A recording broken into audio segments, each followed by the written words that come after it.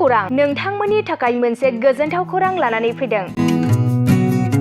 उदालगुरि जिल्लानि सिङाव थानाय डिमाकुसि नोगोराव नोंथांमोननि थाखाय अरदाब दा बड' किटचेन मुंनि गंसे गोदान हटेला गोजोनथाव खौरां लानानै फैदों। नोंथांमोना बे अरदाब दा बड' किटचेन हटेलाव साहा, कफि, आइसक्रिम, फास्ट फुड, आखाइजों बानायनाय ग्रीन टि, न'आव बानायनाय आसार, गाइखेरनि एन्थाब आरो ओंखामजों जेरै अमा, दाउ, बोरमा, साम', खुसिया, अमा गोरान, नाफाम बायदिसिना बर'नि ओंख्रिखौ बे अरदाब दा बड' किटचेन हटेलाव जानो हागोन। अरदाब दा बड' किटचेन हटेला डिमाकुसि सेन्ट्रेल बेंकनि खोलाहा बरुवा रेडिअ मबाइल गलाजों नांजाबनाय।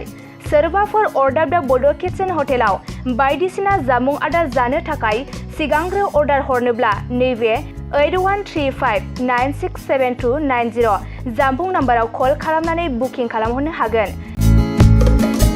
गोजोनथाव खौरां अरदाब दा बड' किटचेन हटेलाव गोबां न'आव बानायनाय मोजां जाग्रा आदारखौ मोननो हागोन।